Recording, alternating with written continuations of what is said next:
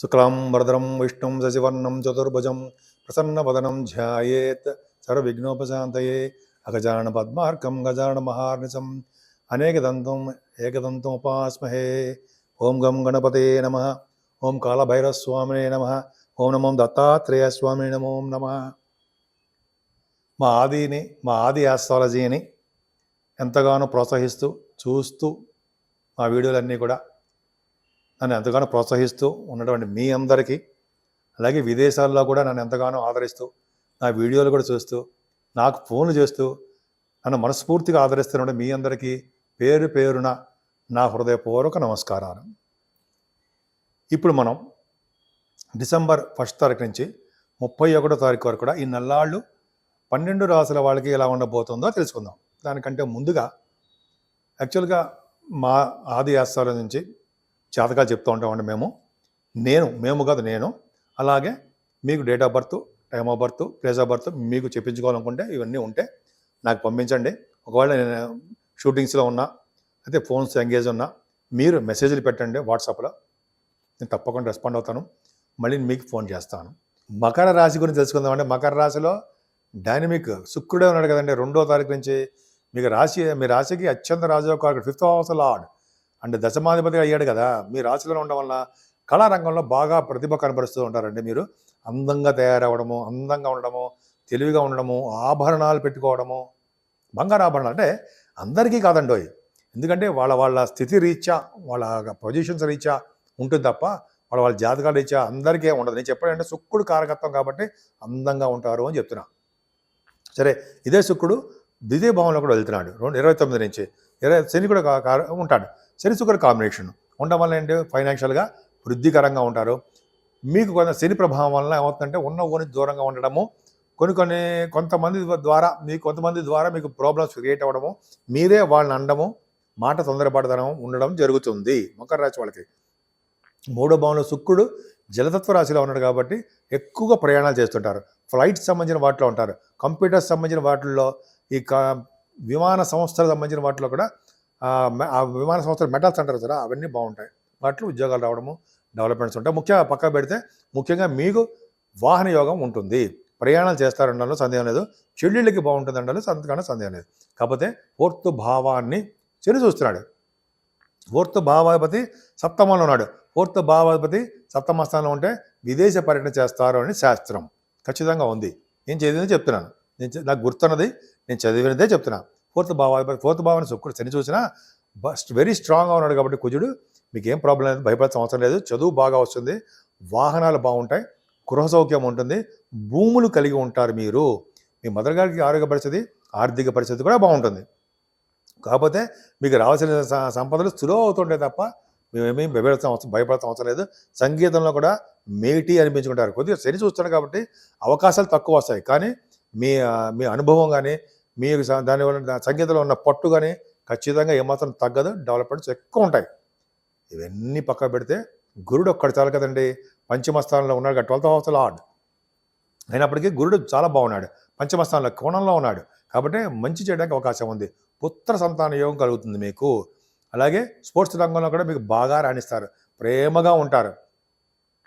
సంగీత, సాహిత్య, నృత్య కళాకారులకి కళారంగంలో ఉన్న అభివృద్ధి కలుగుతుంది. సాహిత్య రంగంలో వాళ్ళకి మరింత పట్టు పెరిగి మంచి డెవలప్మెంట్స్ ఉంటాయి. పుత్ర సంతాన యోగం కలగడానికి అవకాశాలు ఎక్కువ ఉన్నాయి. ముఖ్యంగా స్టాక్ అండ్ షేర్స్లో పెట్టుబడి పెట్టే వాళ్ళకి ఫైనాన్స్ రంగంలో బాగా డెవలప్మెంట్స్ ఉంటాయండి. మీరు బాగా డెవలప్మెంట్స్ ఉండడానికి అవకాశాలు ఉన్నాయి. ఫైనాన్స్లో అంటే ధనం విషయంలో ఫైనాన్స్ రంగంలో మీరు కనుక ఇన్వెస్ట్ చేస్తే డబ్బులు బాగా వస్తాయి. స్టాక్ అండ్ షేర్స్లో నేను ఏమాత్రం ఎవరిని కూడా ప్రోత్సహించను, స్టాక్ అండ్ షేర్స్లో పెట్టుబడి పెట్టండి అని, నాకు సంబంధం లేదు. సరే, సప్తమ స్థానంలో కుజుడు ఉన్నాడండి. సప్తమ స్థానంలో కుజుడు అంత మంచివాడే కాదు, కానీ శుక్రుడు దృష్టి ఉంది కాబట్టి సప్తమ స్థానానికి ముఖ్యంగా మీరు రియల్ ఎస్టేట్ రంగంలో ఉన్న వాళ్ళకి బాగా డెవలప్మెంట్స్ ఉంటాయి. వివాహ శుభకార్యాలు బాగా జరుగుతాయండి. అందులో డెవలప్మెంట్స్ అంటే అందులో డౌటే లేదు. ఖచ్చితంగా వివాహ శుభకార్యాలు బాగుంటాయి.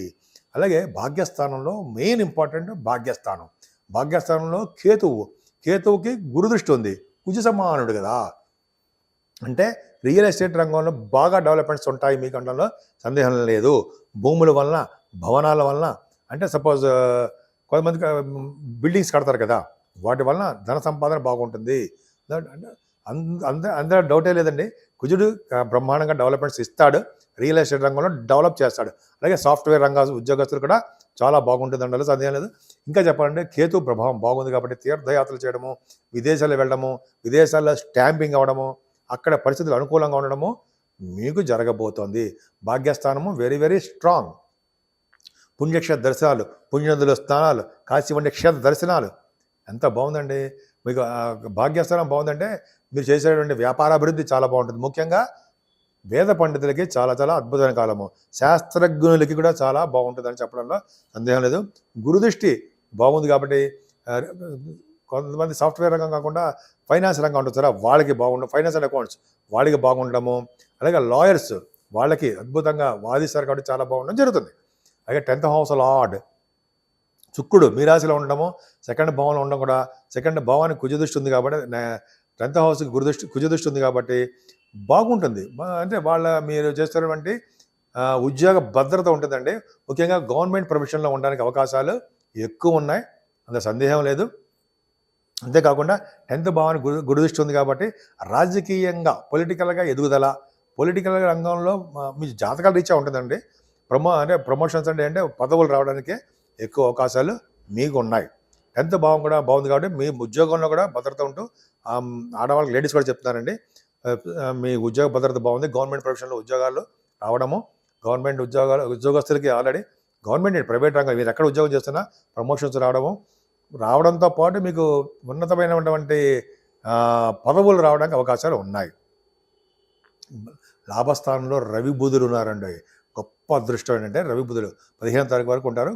గురుదృష్టి కూడా ఉంది. ఉంటే ఏంటి అంటే డాక్టర్స్ వృత్తిలో ఉన్న వాళ్ళకి చాలా బాగుంటుంది. మీరు ఏ వ్యాపారం చేసినా దాంట్లో డెవలప్మెంట్స్ ఉంటాయి.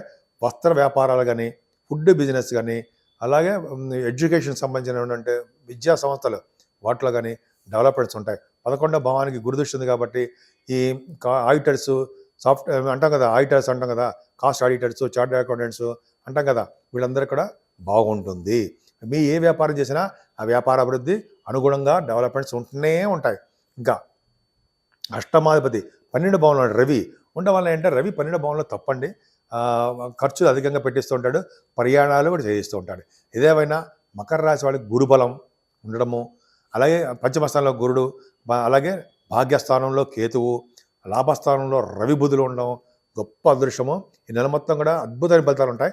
మరింత అద్భుతమైన ఫలితాలు కలగాలంటే మనం అంటే మీరందరూ కలిసి దత్తాత్రేయ స్వామిని కొలవడము, దత్తాత్రేయ స్వామిని పూజించడం వలన, బ్రహ్మ విష్ణు మహేశ్వరులు కదండి ఆయన, పూజించడం వల్ల అనేక శుభ ఫలితాలు పట్టడంతవే వస్తాయి. అంతేకాకుండా కాలభైరవుని పూజించడం వల్ల 8 మంది కాలభైరవులు కాశీ క్షేత్రంలో ఉన్నారు కదండి, అలాగా ఉండడం, ఆయన పూజించడం వల్ల, కాలభైరవ అష్టకం చదవడం వలన, నిరంతరము కాలభైరవుని పూజించడం వలన, గాయత్రి మంత్రం జపించడం వలన కూడా అనేకమైన శుభఫలితాలు పడ్డంతట అవే వస్తాయి. పైగా మన జాతకంలో కానీ అయితే ఇప్పుడు చెప్పినటువంటి 9 మంది గ్రహాల వల్ల వచ్చే దోషాలు పరిహారమై శుభఫలితాలు కలగడానికి ఎక్కువ అవకాశాలు ఉన్నాయి. సో ఈ విధంగా మకర రాశి వాడికి అద్భుతమైన ఫలితాలు కాలభైరవుని పూజించడం వల్ల కలుగుతాయి అనడంలో సందేహం లేదు.